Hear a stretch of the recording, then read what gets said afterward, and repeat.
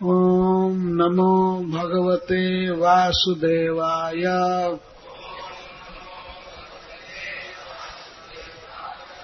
ओम नमो भगवते वासुदेवाय।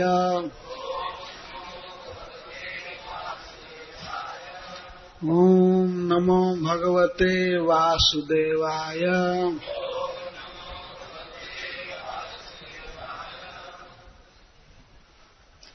दह्यमानस्य देहस्य धूमश्चागुरुसौरभः उत्थितः कृष्ण निर्भुक्तः सपद्याहत पाप्मनः पूतना लोकबालघ्नि राक्षसी रुधिरासना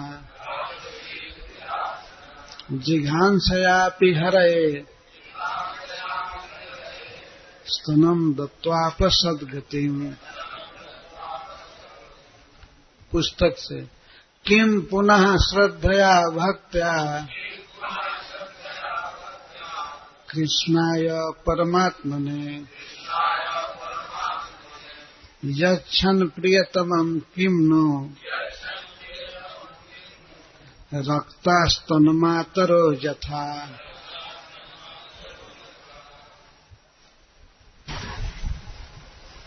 शब्दार्थ बोलिए। दह्यमानस्य जलाकर क्षार करते देहस्य पूतना के शरीर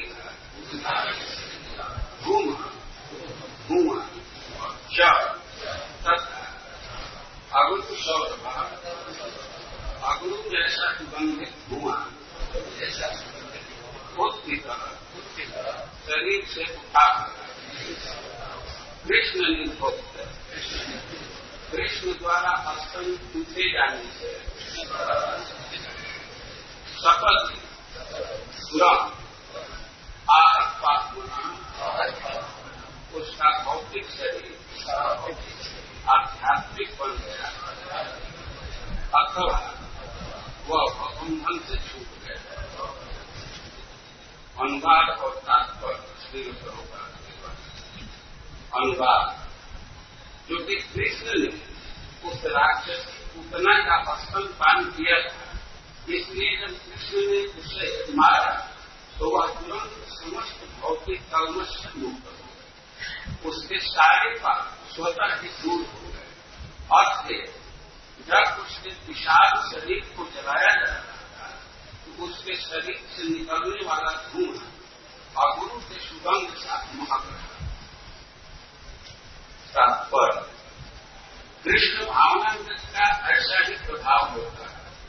यदि कोई व्यक्ति अपने इंद्रियों को भगवान की सेवा में लगाकर इसी तरह कृष्ण भावना भावित हो जाता है तो वह सारे भौतिक कल्मश से तुरंत मुक्त हो जाता है। श्रीनिवासन स्व कथा कृष्ण पुण्य समर्पित भागवत 1:2-17। कृष्ण की लीलाओं को सुनना शुद्ध जीवन की शुरुआत है।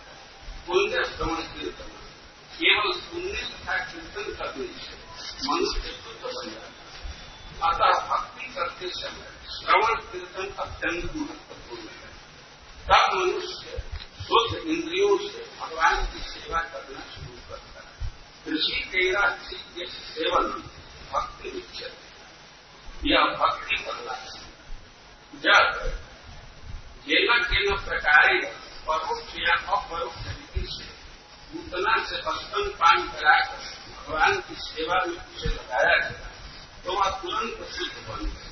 यहाँ तक कि जब उसका दुष्ट भौतिक शरीर जल का क्षार हो गया तो उससे अगुरु की सुगंध निकल गई जो कि अत्यंत अच्छी लगने वाली सुगंधित जड़ी है। जगत गुरु श्री प्रभुपाद की तो प्रभुपाद जी के शब्दों में परपर्ट में पढ़ रहा हूं।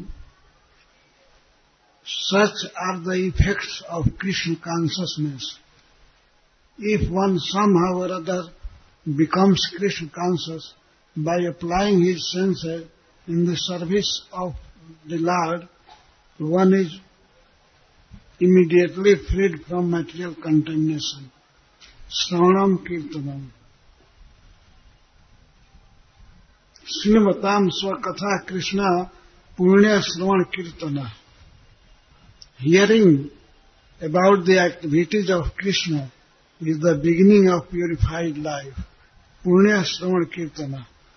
Simply by hearing and chanting, one becomes purified.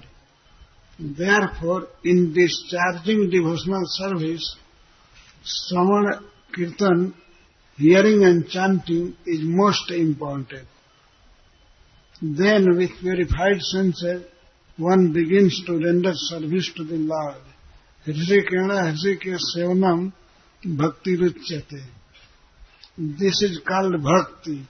When Putana was somehow or other, directly or indirectly, induced to render some service to the Lord by feeding him with her breast, she was immediately purified.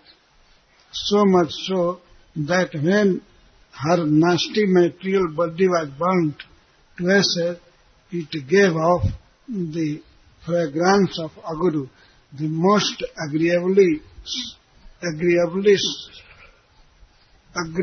scented herbs.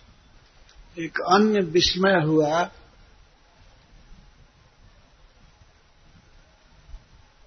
इसको सुखदेव गोस्वामी वर्णन कर रहे हैं। जब नंद महाराज गोकुल में आ गए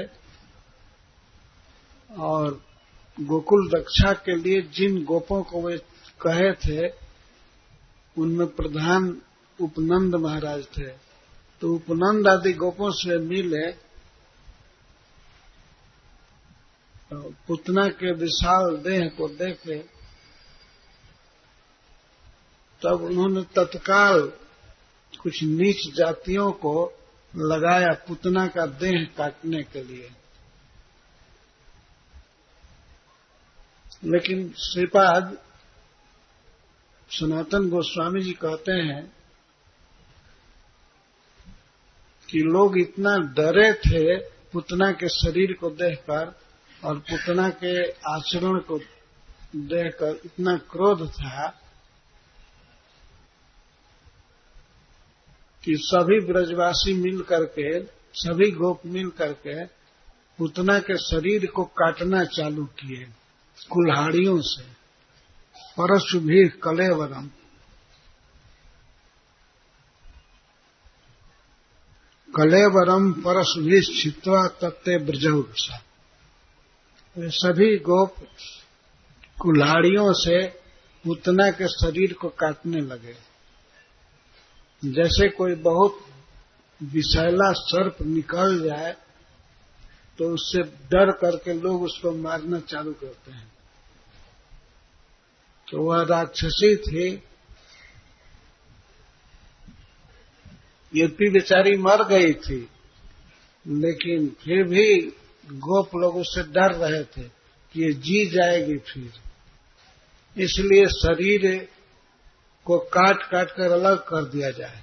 तो वे शरीर के विविध अंगों को काटने लगे, हाथ को काटने लगे, पैर को काटने लगे, मस्तक को काट कर अलग कर दिए कि जिससे आप जी न पावे। हाथ को काटे, पहले हाथ के पंजे को काटे, फिर केहनी पर काटे, फिर कंधे पर काटे। बहुत लोग लगे हुए थे और ऐसा साधारण शरीर नहीं था ना, वृत्रासुर के शरीर के समान था। इस विश्व सृष्टि में सबसे बड़ा शरीर वृत्रासुर का हुआ। तो पुतना का शरीर भी बहुत बड़ा था। कलेवरम परशुभी छित्वा तत्ते ब्रजव कसा।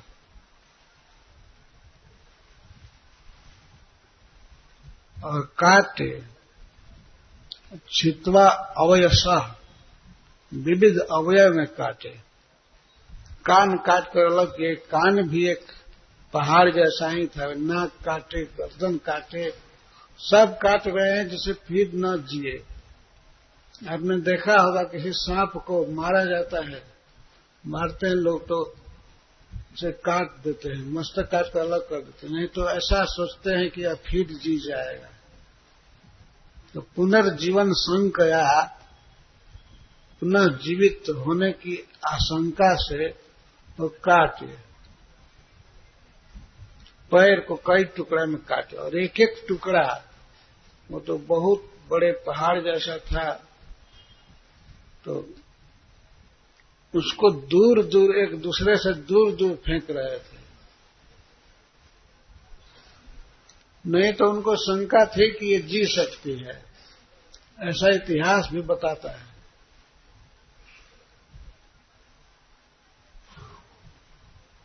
एक बहुत बड़ा क्षत्रिय जिसका नाम जरासंध था, भगवान के समय, भगवान कृष्ण के समय में वो जब जन्म हुआ उसका, तब वह 2 टुकड़े में जन्म लिया। यहां से सिर से आधा, एक पैर, एक हाथ, पेट आधा, छाती आधी, इस तरह से जन्म लिया था। तो उसको गांव के बाहर फेंक दिया गया। तो उसको एक राक्षसी ने देखा जिसका नाम था जरा। जरा ने उन दोनों टुकड़ों को देखा और वो जोड़ करके, मिला करके, और जीवा जीवा ऐसे कुछ मंत्र पढ़ी, तो वो जी गया। तो वही बहुत बलवान जरासंध हुआ। 2 टुकड़ा एक साथ मिल गए तो जी गया। आशंका बनी रहती है कि ऐसे राक्षस या सांप का शरीर पुनः जीवित हो सकता है। इसी डर से लोग छिपवा दूरे अवयसा, दूरे छिपतवा, काटते थे तो बहुत दूर फेंकते थे उसको, किसी उपाय से दूर फेंकते थे।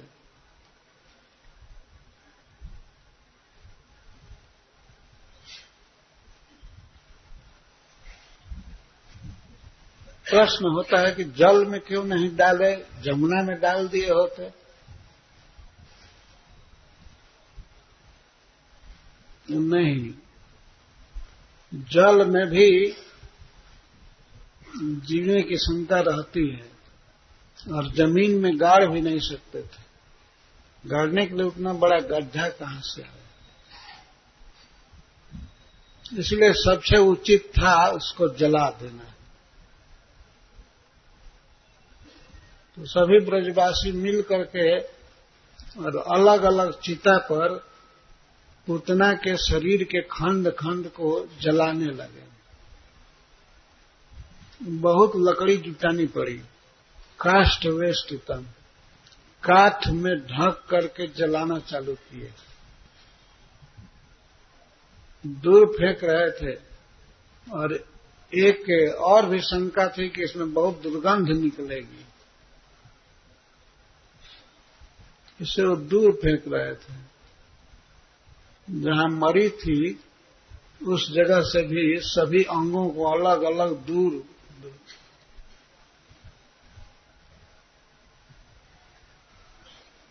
जब दह्यमानस्य देहस्य, जब पूतना का देह जलाया जा रहा था,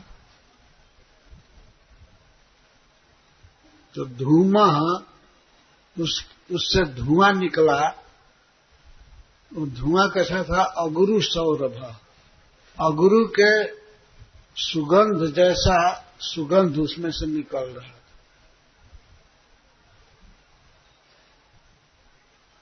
उत्थित, वो धुआं उठ करके ऊपर जा रहा था। ऐसी लोक में मान्यता है कि धुआं जब ऊपर जाए तो उसकी ऊर्ध्व गति होती है। तो धुआं ऊपर जा रहा था, तो उसमें से सुगंध क्यों निकल रही थी? क्योंकि कृष्ण निर्भुक्त,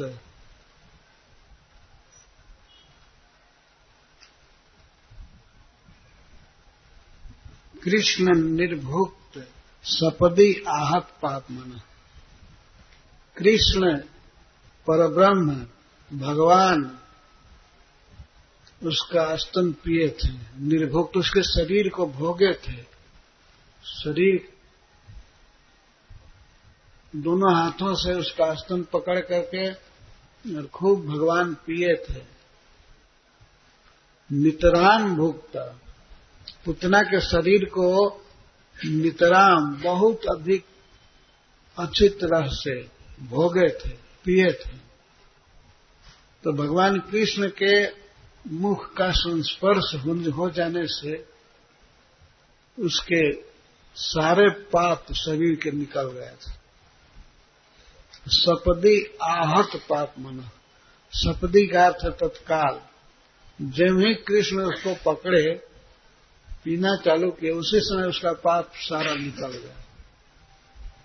आहत, आ का अर्थ है सम्यक समन्तता और हत का अर्थ है नष्ट, सारा पाप नष्ट हो गया। ये देह का विशेषण है। सपदी आहत पाप मना।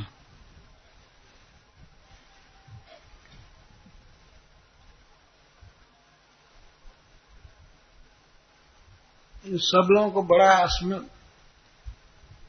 आश्चर्य हो रहा था, लेकिन सुखदेव गोस्वामी कहते हैं यह कोई आश्चर्य नहीं है। कृष्ण क्या है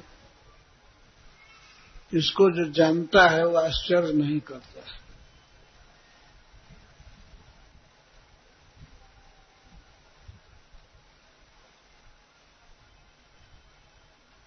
भले पूतना में बहुत दोष था, लेकिन कृष्ण तो कृष्ण है, उनमें जो गुण है वो तो रहेगा ही। और श्री कृष्ण के गुण कभी क्षीण नहीं होते हैं।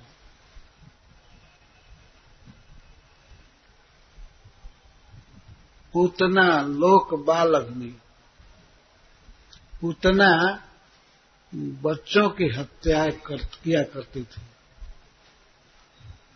जाति से राक्षस थी,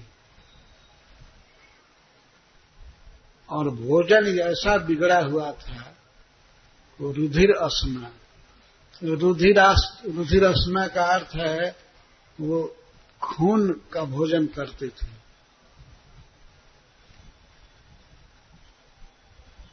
उसको जूस चाहिए था, और जूस क्या, बच्चों का खून, वो खून पीती थी।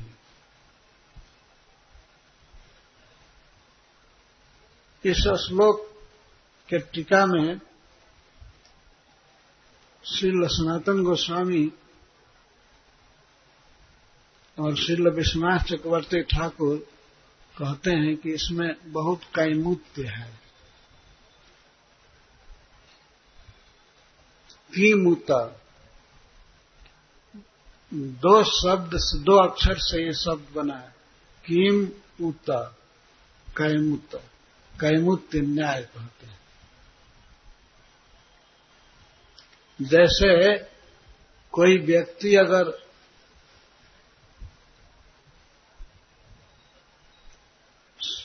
एक क्विंटल बोझ उठा ले,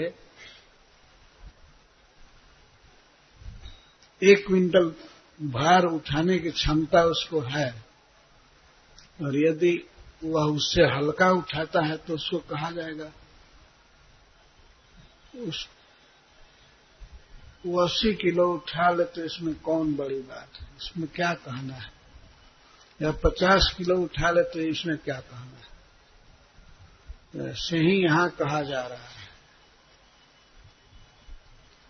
कर्ता, कर्म, करण और संप्रदान सब में कैमुत्य न्याय लगा है। तो कर्ता देखिए यहां वर्णन है, पूतना लोक बाल अग्नि राक्षसी रुधिरासना।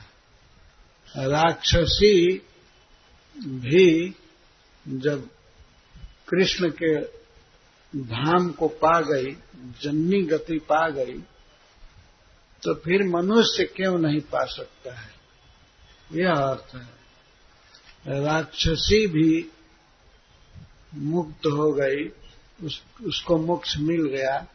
मोक्ष का अर्थ है भगवान की मां बन गई, धात्री गति मिली, तो फिर मनुष्य को क्यों नहीं मिलेगा। और मनुष्य में भी फिर ब्राह्मण के लिए क्या कहना, और क्षत्रिय के लिए, वैश्य के लिए क्या कहना।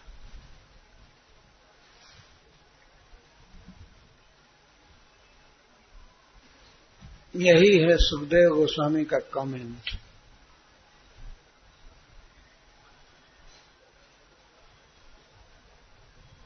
इस पर बहुत अधिक ध्यान देना चाहिए। जब पूतना जैसी राक्षसी कृष्ण को स्तन दे करके और मुक्त हो गई, भगवान की लीला में सम्मिलित हो गई गोलोक वृंदावन में, तो फिर यदि कोई मनुष्य भक्ति करता है तो उसमें कहना ही क्या है। और उस पर उसका भोजन सात्विक है, शुद्ध शाकाहारी भोजन करता है। तो जब मांसाहारी भी राक्षस होने पर भी कृष्ण को स्तन दे करके क्या, वो विष दे करके, जिघान से आती विष दे करके मुक्त हो गई, तो कृष्ण को कोई फल देता है या सामान्य रोटी चावल आदि अर्पण करता है, तो उसकी मुक्ति के विषय में क्या संदेह है।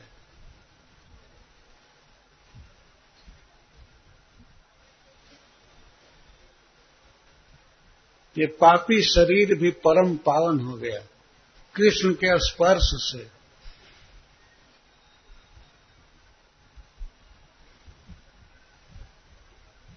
भगवान पूतना के शरीर को दोनों हाथों से पकड़े थे, पैर भी लगाए थे और लेटे हुए थे, उसका दूध पी रहे थे,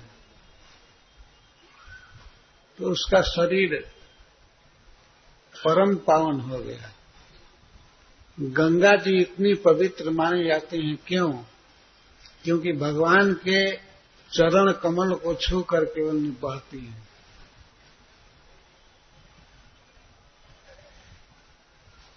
भगवान के चरण को ब्रह्मा जी ने धोया, तो भगवान के चरणोदक को लेकर के गंगा जी बहती हैं, तो इसीलिए परम पावन है। तीनों लोकों को पवित्र करती है। स्वर्ग में भी उनकी एक धारा है, पाताल में भी है और इस पृथ्वी पर भी।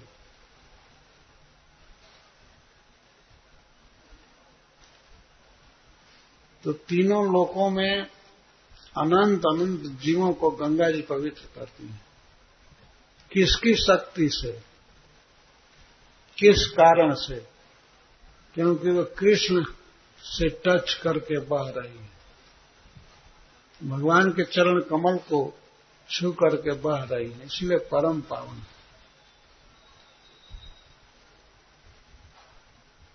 पूतना की पावनता के विषय में क्या कहना है? जिसके शरीर पर भगवान लेटे थे, उसका दूध पी रहे थे, वो फेंकना चाहती थी कृष्ण को, लेकिन कृष्ण पकड़े थे उसके देह को और वो फेंक नहीं पाई। भगवान का सर्वांग श्री विग्रह उसके देह से सटा हुआ था।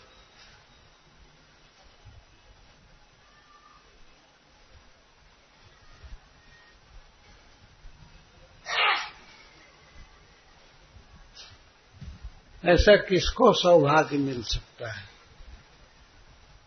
वो मां के भाव से गई थी, दिखा रही थी कि मैं दूध पिलाने आई हूं, तो कृष्ण अपनी मां बना ही लिए। मां के गोद में ही बच्चा उस तरह से रहता है, सोया रहता है।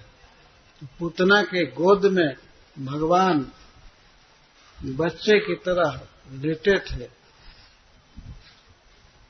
हाथ से स्पर्श कर रहे थे और ओठ से पी रहे थे, पैर से आक्रमित किए थे शरीर को कि गिरने न पावे। पैर भी लगाए थे, हाथ भी लगाए थे और छाती, पेट वगैरह सब सटा हुआ था।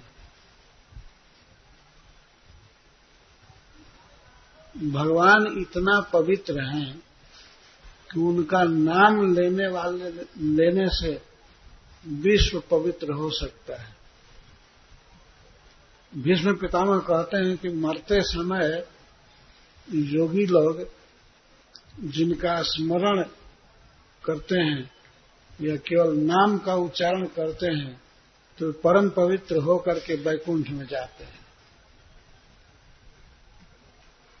जिनके स्मरण की, नाम जप की, नाम उच्चारण की इतनी बड़ी महिमा है, उन भगवान के साक्षात स्वरूप में, श्री विग्रह में कितनी अद्भुत क्षमता है।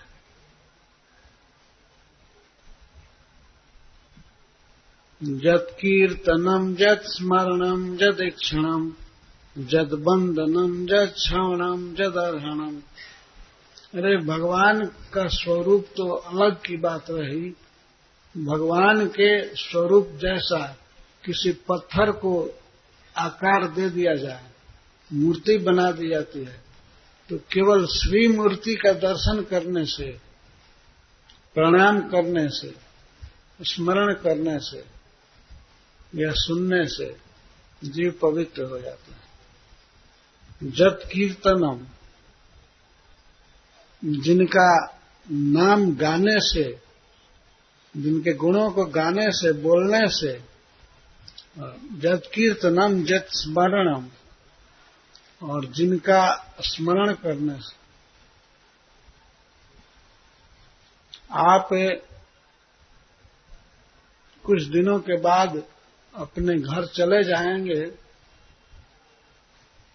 तो केवल इतना ही याद रहे कि मंदिर में मैं श्री कृष्ण बलराम को देखा, राधा श्याम सुंदर को देखा और गौर निताई को देखा। केवल स्मरण भी आवे तो परम धन्य। जत स्मरणम, जदीक्षणम, और जिनका दर्शन, जद बंदनम, और श्री मूर्ति को किया गया प्रणाम, जद श्रवणम, जिनकी कथा का श्रवण, जदर्हणम, और भगवान के लिए कुछ अर्पित किया गया, कोई वस्तु दिए, फूल, माला या प्रसाद कुछ दिए भगवान को, तो उसी से लोकस सद्यो विधुनोति कल्मषम्, तो लोक का सारा पाप सद्य तत्काल नष्ट कर देता है, एक एक क्रिया। तो भगवान के प्रतिमा का, श्री मूर्ति का ऐसा प्रभाव है, तो फिर स्वयं भगवान का तो कहना ही क्या। तो वही प्रभु पूतना के गोद में लेटे हुए थे, दूध पी रहे थे। यह पूतना का परम सौभाग्य था।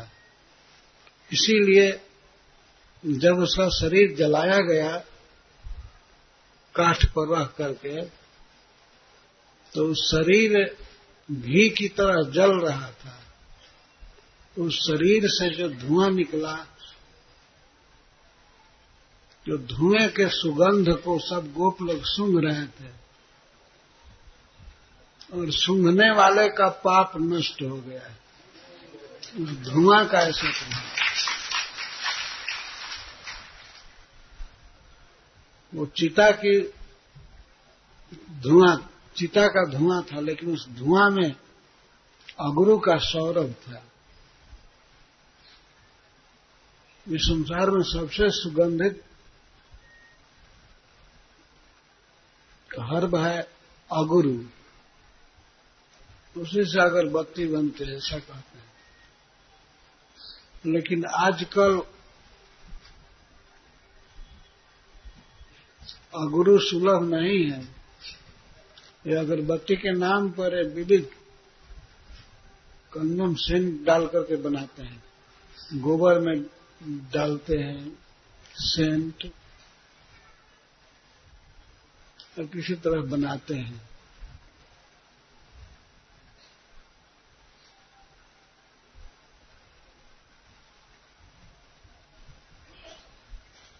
लेकिन वो जो पुतना के देह से धुआं निकला, उसमें शुद्ध अगुरु से भी अधिक सुगंध।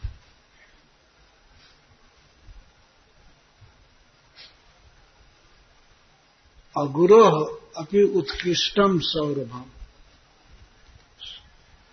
अगुरु से भी अधिक उत्कृष्ट सौरभ निकला, सुगंध।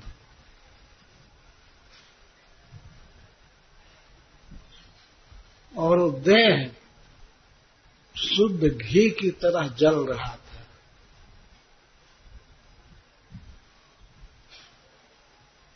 प्राय हम लोग देखे हैं कि किसी का देह चिता पर होता है तो देह तब जलता है जब लकड़ी जलती है, लकड़ी की आंच से देह जलता है। लेकिन पुतना का देह अपने आप जल रहा था और उससे सुगंध निकल रही थी। वे लोग नहीं समझे, ब्रजवासी गोप लोग नहीं समझे कि देह से सुगंध निकल रही है, लेकिन फिर भी वे सुगंध से विस्मित थे। पुतना का देह जल रहा था कई चिताओं पर, तो धुआं खूब उठ रहा था। तो उस धुएं को देखकर ब्रज में फैले हुए, वनों में फैले हुए गोप लोग आने लगे। कई गोप इधर उधर गए थे, कोई लौह वन के तरफ, कोई मधुबन के तरफ, कोई विविध वनों में गौएं लेकर के गए थे। तो धुआं देख करके आने लगे और कह रहे ये कहां से धुआं निकल रहा है, कहां से धुआं निकल रहा है। और ऐसा धुआं, जिस धुएं में अगरू की सुगंध है, तो वो लोग निश्चित ही मान लिए कि कहीं यज्ञ हो रहा है। यज्ञ से इतना धुआं निकल रहा है, सुगंधित। तो कुछ लोग कहने लगे, लगता है देवराज इंद्र स्वर्ग में यज्ञ कर रहे हैं, उस यज्ञ का धुआं पृथ्वी पर आ रहा है। तो कोई पूरब था, पश्चिम से धुआं आ रही है, तो कहता नहीं, ये प्रतीची दिशा पश्चिम दिशा में वरुण देव रहते हैं, उनकी विभावरी नगरी में ये यज्ञ चल रहा है। मनुष्य तो ऐसा यज्ञ कभी करता नहीं है, वो लोग गोप लोग कह रहे हैं। मनुष्य के यज्ञ में इस तरह अगरू का प्रयोग नहीं होता है। ये देवताओं के लोक से धुआं आ रहा है। कभी अनुमान ही नहीं कर सकते थे कि किसी का लाश जलाया जाए और इस तरह से सुगंध निकले। तो कोई कह रहे हैं कि वरुण देव यज्ञ कर रहे हैं, तो कोई कहते थे अलकापुरी में कुबेर जी यज्ञ कर रहे हैं। कभी नीचे से धुआं आता था तो देखते थे, तो लगता है कि सुतल लोक में बलि महाराज यज्ञ कर रहे हैं। इस तरह से धुएं का आस्वादन करते हुए, वर्णन करते हुए लोग आने लगे। बरसाने से, नंदगांव से, सब जगह वन था ना, और फैले थे गोप, तो लोग धुआं देख करके आने लगे।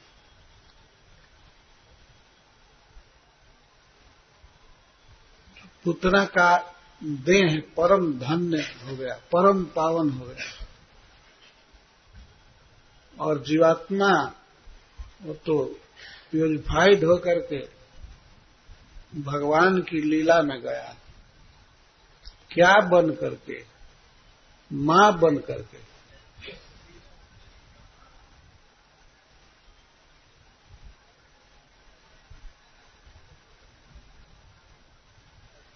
इस प्रसंग पर अनेक भक्तों ने अपनी टीकाएं लिखी हैं। तो हरिसूरी जी इस पर कविता लिखे हैं। यह साक्षात अभिमर्शितो भगवता हस्ते न जत्र स्थितम् हित्वा स्तन्य निषाद अशेष कलुषम जो कार्य निष्किल विषः तद्देहस्य सुगंधि धूम जनने तत्संग काष्ठस्य वा काशंका किमु चित्र मत वा तत्क्षिणवतां किम विस्मय। यह साक्षात अभिमर्शितो भगवता, जो देह साक्षात भगवान के द्वारा आलिंगित हुआ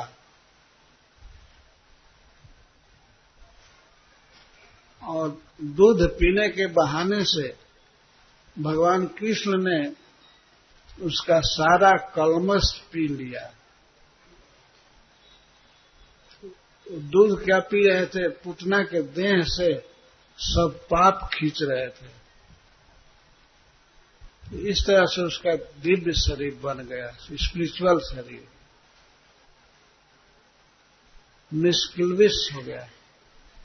तो उससे सुगंधित धुआं निकले तद्देहस सुगंधि धूम जनने का शंका। अगर ऐसे शरीर से सुगंधित धुआं निकल रहा है तो इसमें क्या शंका है? और किम चित्रम, और क्या चित्र, आश्चर्य क्या है? किम विस्मय। तो धुआं,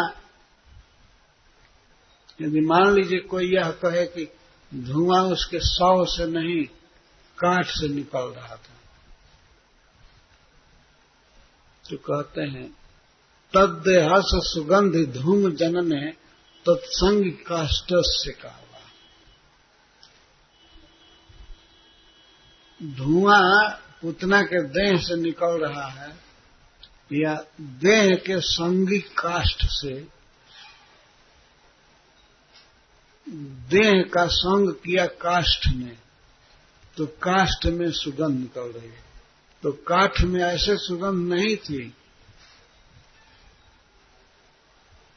पुतना का देह इतना सुगंधित हो गया कि उसके साथ जलने से काठ में भी सुगंध निकल रही थी, अगरू की सुगंध। तो सब सुगंध कहाँ है? कृष्ण में है। कृष्ण में परम सुगंध है, परम सुकुमार है। विश्व में, ब्रह्मांड में या अपराकृत जगत में जो भी सुगंधित वस्तुएं हैं, सब में कृष्ण के सुगंध का प्रसार है। पुतना सब तरह से अयोग्य थी। उसमें यह योग्यता नहीं थी कि वो भगवान के धाम में नित्य लीला में शामिल हो। कोई साधना नहीं की थी, कोई जप नहीं, कोई भजन नहीं। प्रभुपाद जी कहते हैं Putana was not a devotee, non devotee. Putana भक्त नहीं थी, न अभक्त थी। वो राक्षसी थी और कृष्ण के प्रति बहुत इन्वियस थी। और कारण कुछ नहीं। कृष्ण से उसको कोई झगड़ा नहीं था, कृष्ण अपने मां के यहां थे, लेकिन पुतना ऐसे घूमते घूमते आ गई और वो मारना चाहिए कृष्ण को, जिघान से आया। कृष्ण को मार देना चाहती थी, इसके लिए जहर दी।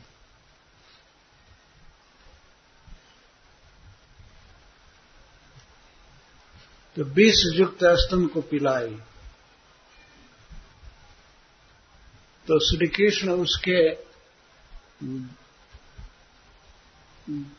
डार्क साइड को नहीं लिए। भगवान ने पूतना के दोष को नहीं देखा, केवल वे इतना ही सोचे कि यह मेरे पास आई है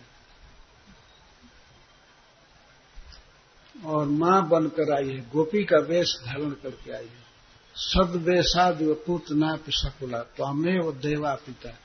ब्रह्मा जी कहते हैं केवल गोपी जैसा पोशाक पहनने से भगवान उसको मिल गए। कोई साधन नहीं था, कुछ लेकर नहीं गई थी, विष लेकर गई थी, लेकिन विष दी तो विष देने में स्तन भी दिया उसने। तो भगवान इस पर विचार कर रहे थे, ध्यान दे रहे थे कि पुतना ने मुझे स्तन दिया है, तो भगवान स्तन को पिए और खूब पिए, अपना सारा बल लगा करके पिए। और जो शरीर में पाप था, सारा पाप तो प्राणों में था, तो प्राण भी पी गए। उसे सब तरह से निष्कल्मश कर दिए, निष्पाप।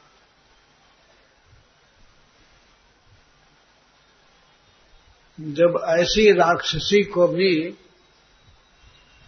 भगवान सद्गति दे सकते हैं, सताम गति, भक्तों की गति अर्थात वैकुंठ दे सकते हैं, गोलोक दे सकते हैं, तो फिर दूसरे के लिए क्या कहना।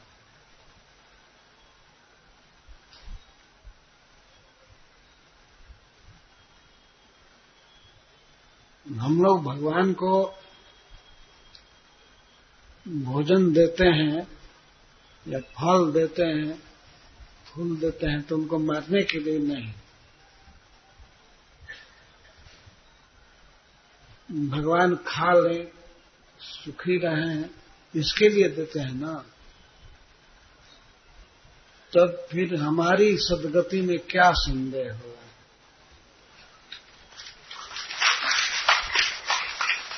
जो व्यक्ति पूतना के साथ ऐसा व्यवहार कर सकता है, अपने भक्तों की उपेक्षा कैसे करेगा।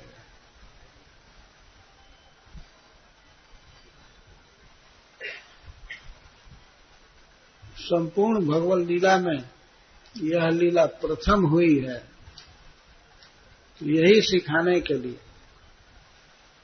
कि भगवान कृष्ण किसी के दोष को नहीं देखते हैं, उसकी थोड़ी सी भक्ति को बहुत मानते हैं।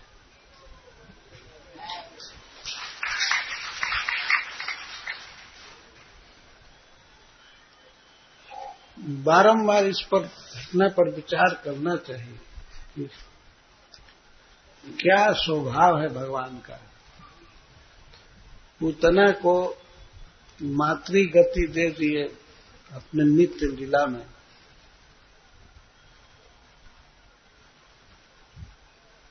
जो जिघांसा मारने के लिए गई थी,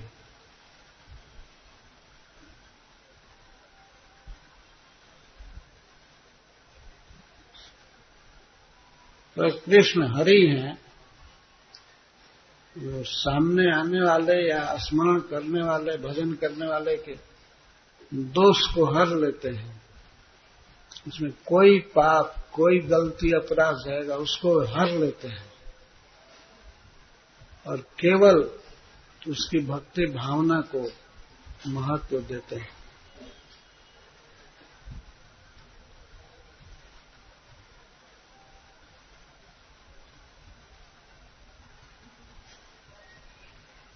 इस संसार में कोई बड़ा व्यक्ति किसी के छोटे उपहार को ग्रहण नहीं करेगा।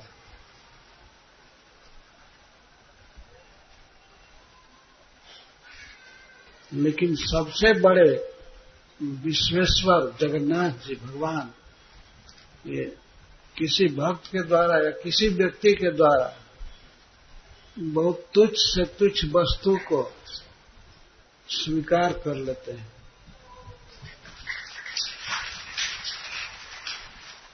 कौन है संसार में ऐसा जो कहे कि हमको कोई पत्ता दे दे, कोई जल दे दे, फल दे दे तो मैं इसे स्वीकार करूंगा। पत्रम पुष्पम फलम तोयम यो में भक्त्या प्रयच्छति तदहम भक्ति परितम अस्नामि प्रयता। भगवान कहते हैं गीता में कि यदि कोई मुझे प्रेम से पत्ता देता है, तुलसी का पत्ता या साग,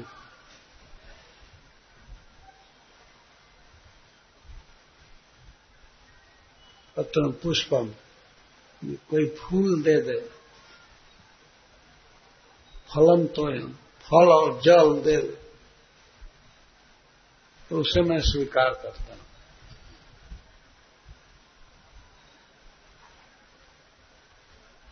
प्राय भक्त लोग अपने यहाँ अल्टर रखते हैं, भगवान को रखे हैं और मैं देखा हूं कि वे ठाकुर जी के लिए छोटी सी गिलास में पानी रख देते हैं।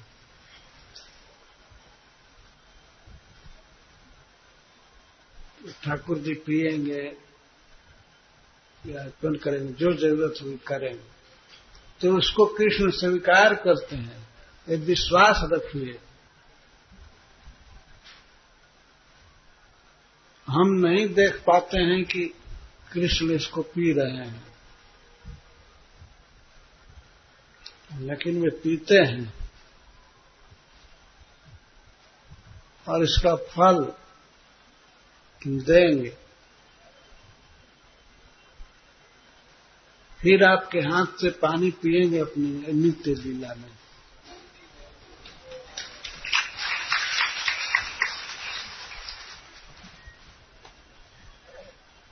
तो इसी प्रकार से भगवान को फूल चढ़ाना, माला चढ़ाना या भगवान को फल अर्पण करना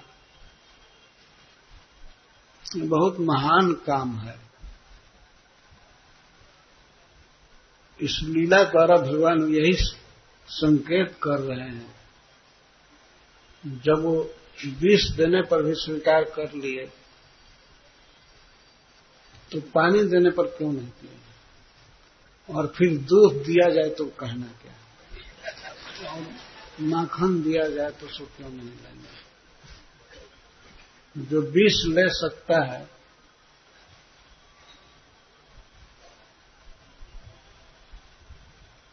वो पानी क्यों नहीं लेगा, रोटी भात क्यों नहीं लेगा। कि भगवान इस लीला द्वारा ये संकेत कर रहे हैं, इसी प्रकार से मुझसे कनेक्शन जोड़ो। मारने के लिए गई थी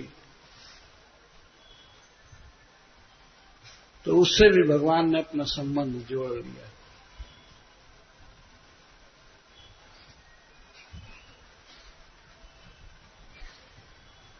तो भक्तों से क्यों नहीं जोड़ेंगे।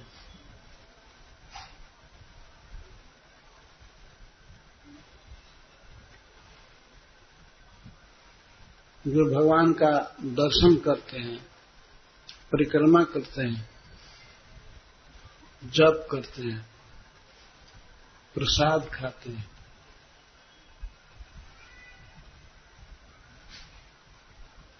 तो देर या सवेर ये आने वाला है फल।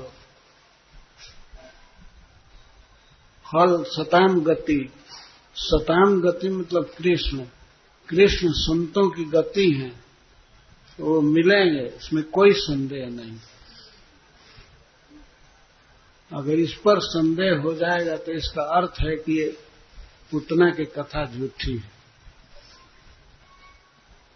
यदि पूतना की कथा सत्य है तो ये भक्ति करना परम सत्य है, इसका फल मिलेगा।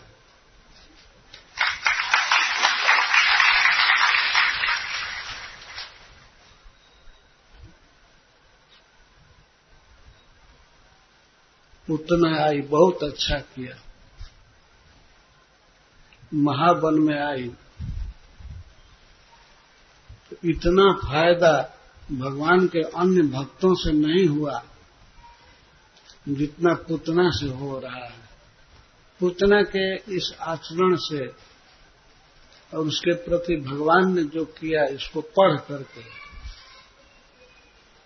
भक्ति उत्पन्न होती है, बहुत बड़ा आश्वासन मिलता है।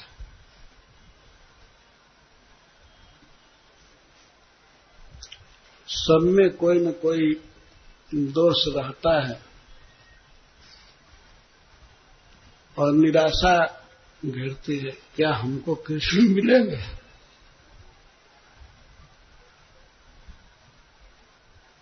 लेकिन पूतना के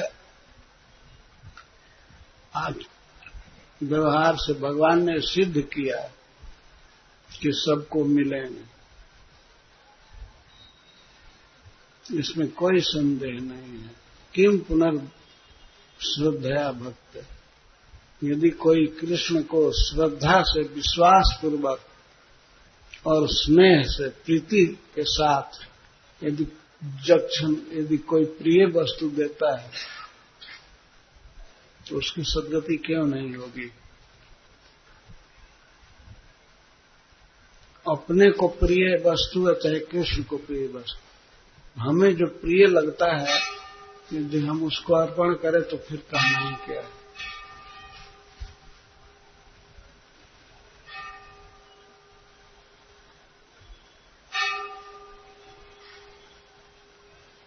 कालकूट विष दे करके भी कृष्ण की लीला में सम्मिलित हो गए, उसका प्राकृत देह स्पिरिचुअल बन गया, उससे दिव्य सुगंध निकल रहे थे, सब ठीक हो गया।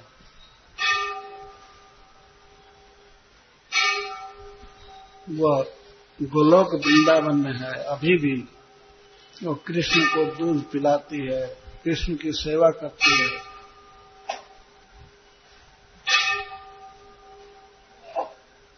लेभे गतिम धातुचिताम ततुन्य कमवा दयालुम शरणम व्रजेम। ऐसे परम दयालु कृष्ण के अलावा किसके शरण ली जाए?